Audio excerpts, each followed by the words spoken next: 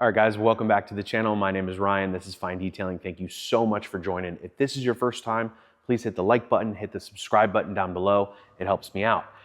For those that haven't joined before, again, my name is Ryan. I have a professional detail shop in Scottsdale, Arizona. We have a retail storefront, so if you're in the area, we'd love to have you. And then I also have an online store you can shop at. I'll put it down below. So in today's video, we're gonna talk about the new kid on the block, the AR635, and I have the hot water version. So this is the biggest and baddest new pressure washer. They're advertising 3.4 gallons, I think at 1200 PSI. That's just what's on the box. I can tell you right now, it doesn't make anywhere close to that. But what we're gonna do today is we're gonna test it in a few different areas, and we're gonna really talk through. I'm not gonna get super technical. I'll tell you what the gallons per minute I get, and I have, like 3 different orifice sizes here, and then also how it looks in the foam cannon. Now, first and foremost, I got the hot water version because I run a lot of DI water through it. My water is very bad here. We have up to 700 TDS. So the nickel plated brass is just going to be helpful. There's some other stainless parts on it. It'll be even more corrosion resistant long term. And I'm using this in a not a high production shop, but just probably more frequently than home users. Also, it looks pretty cool in terms of the stainless steel. So I'll get you some close-up shots of that and the nickel plated. Now, this was a progression, right? I started with, I've had the Craftsman, I've had the lower budget machines, I've had the Active 2.0, I've had the Krenzla 1322 total stop, I've had the AR630, which is the 2.3 gallon per minute.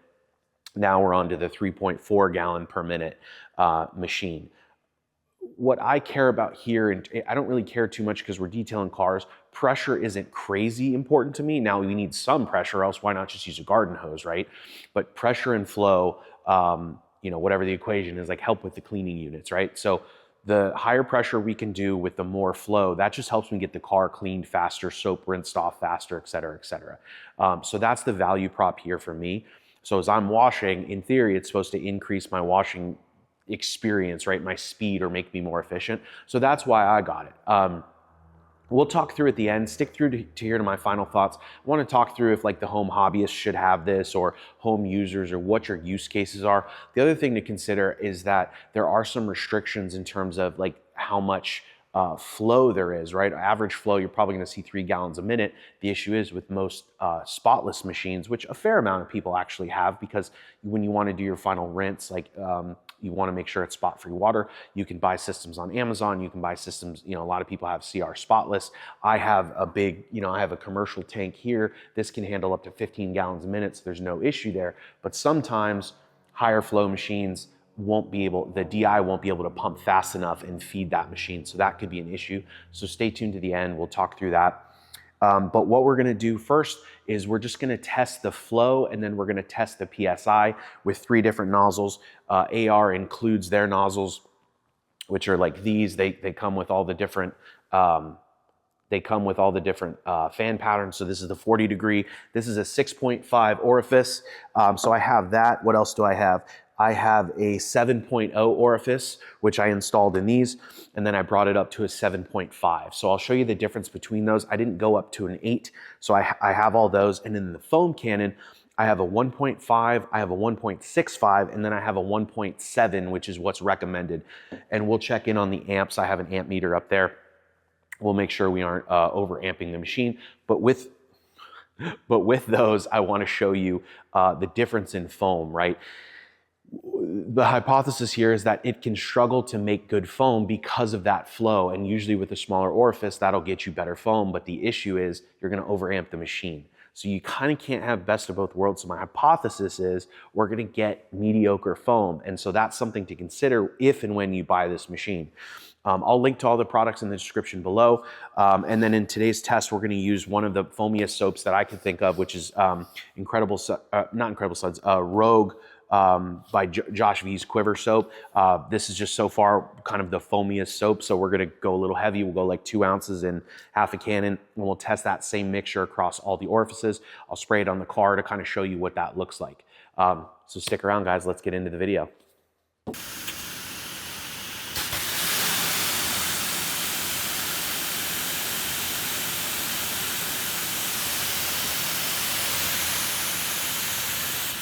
All right, guys, we are gonna do 2 ounces just so we get enough foam in here.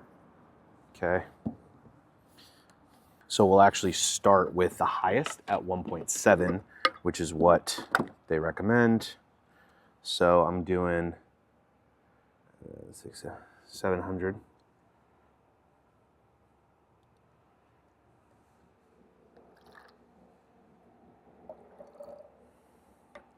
Okay. All right, so this is with a 1.7 orifice in the foam cannon.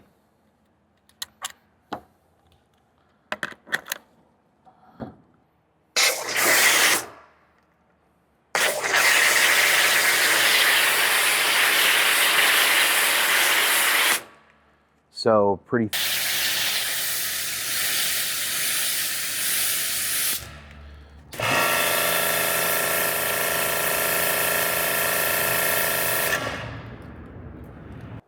Okay.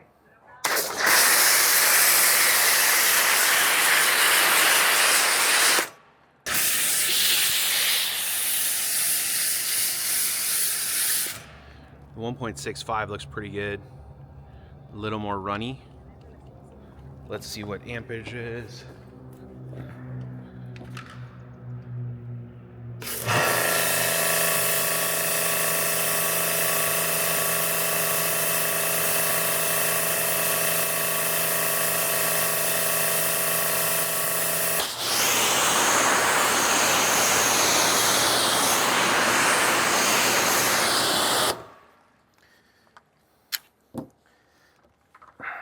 All right, same soap, 1.5 orifice.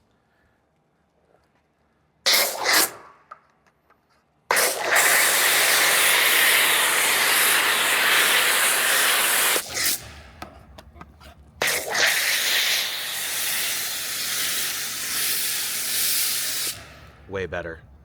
1.65 is still good, but 1.5 is good. Let's check amps.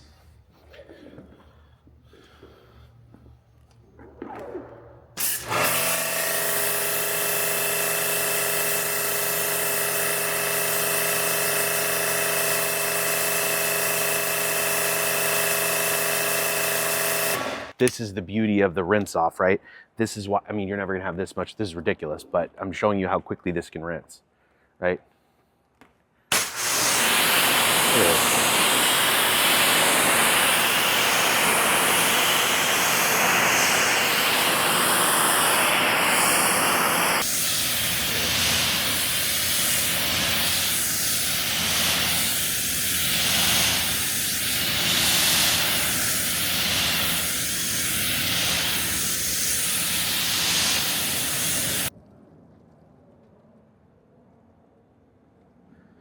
Let's talk about final thoughts inside.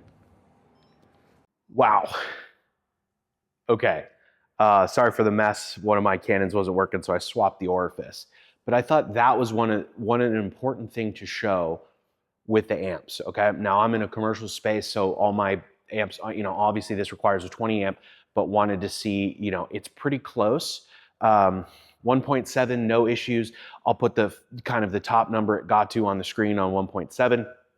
1.65, I think it was in the low 19s. Again, I'll put the right number that it got to up on the screen, but I think it was in the low 19s. And then going to a 1.5, that was obviously the best foam. And then I think that was in the mid 19s. So I think I saw like 19.54, 19.47. It was climbing, but then it went down, then it climbed. So, you know, it wasn't dangerously close to the 20, but it was up there, right?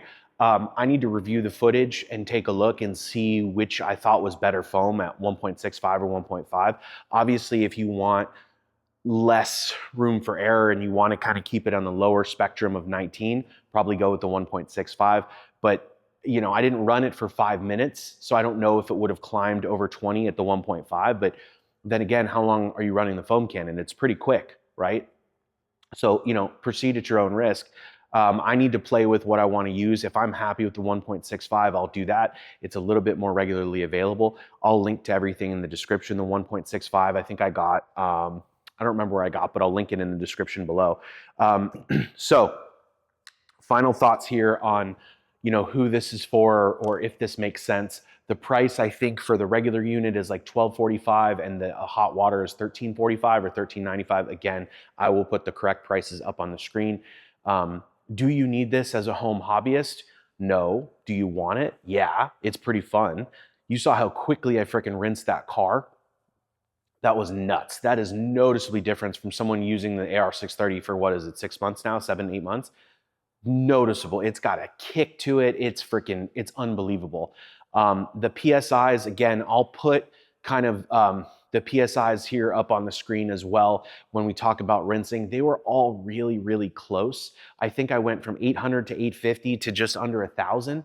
So for me, somewhere in the middle, maximizing my GPMs, I'll put kind of what GPM I got with each orifice plus the PSI. So I'll put that up on the screen for you so you can see that. For me, I've landed on the 7, right? So I've landed on the 7.0, which is what I think I'm comfortable with for rinsing. I will see if that will even focus. Might be hard. So on there, what I have is I have a 25 degree and I have a 40 degree, and those are just going to be my two go-tos in a 7.0 orifice. I think that's a happy medium. I think I'm chasing, it was 3.07 gallons to 3.11 with a 7.5, but then lower GPM or lower PSI, I think closer to 800. I'd rather gain 50 PSI in terms of cleaning power and lose, I think I did the math, guys. I think it's like 5 or 6 ounces of extra water if I jump up, but then I lose 50 PSI. So I'll take the PSI for cleaning power all day. So again, 7 is for me. Let me know what you would use. Again, the unit comes with a 6.5. So we talked about the nozzles in terms of rinsing. We talked about the foam cannons. I checked the amperage. I think 1.5 is okay. I'm going to play with some other soaps, right? I use this soap because it's one of the better performing soaps on the market in terms of foam production. But the amount of foam that puts out is absolutely insane. It was literally like a cannon. And I realize these are called foam cannons, but now they should actually be called foam cannons because it was putting out so much product. So that's the other thing to think about. You're going to have to think about PIRs. You're going to have to think about how much product you use. Is this going to be beneficial for me in my shop? 100%. I can rinse vehicles faster and get them in and out of the wash bay, which is AKA right outside, and then pull them inside. So I'm thrilled with the machine. One note for you guys, I have terrible water here, so that whole test was using DI only water, so that was in the perfect conditions. If I used it with my regular water, it would not have foamed very well, and it wouldn't have given the most, I would say, not honest, but just it would give it like inaccurate looks in terms of the foam. So that was 100% DI. It was 2 ounces of this soap in about 700 mils of water, so a rather aggressive dilution, and then I used the same across the board. Am I happy? Yeah, I'm pretty happy. By the way, I purchased this with my own money. It was not sent to me. I bought it from Obsessed Garage. I will link in the description below. If you use my link, it helps me out. I would appreciate it. Is it a buy for hobbyists, for professionals? Yes, with one caveat. I wouldn't say it's a buy for mobile detailers just because of how much water it uses. Now, if you don't care and you're a mobile detailer, great. You're going to love your life because you're going to rinse cars super fast.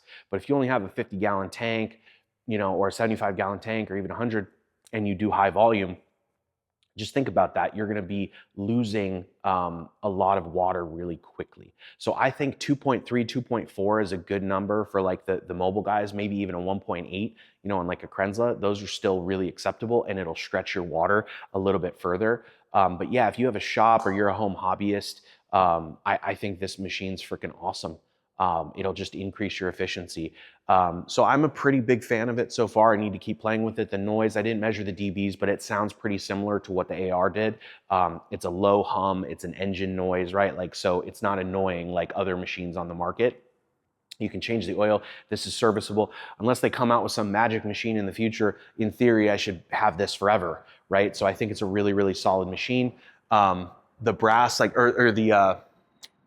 it just looks really, really cool. Put up a vibration meter on it, so I'll link to this below. This is really healthy to have because as you run it, right, it'll count the vibration in terms of hours. Then you'll know how much time is on the machine. So if you ever get to go to sell it, you can sell it accurately. Mainly though, I have that on there to change the oil. I believe you should change it after the first 50 hours and then whatever the manual says for follow-ups, but it's based on hours of usage.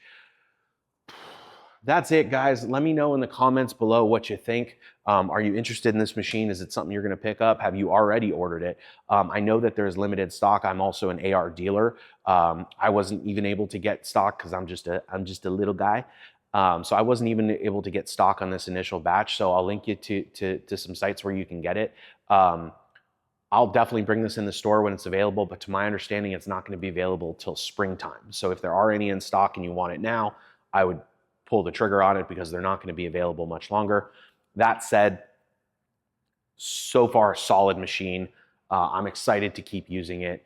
I hope that was helpful for you guys. I'll link to everything below where I got different orifices and nozzles and stuff like that. There's a cool site called CleanRight, and I'll tell you how to find the codes in the description of like what the orifice sizes are. Well, that's it, guys. Thank you so much for tuning in. If you're still here, hit that like and subscribe button, and we'll catch you guys in the next video.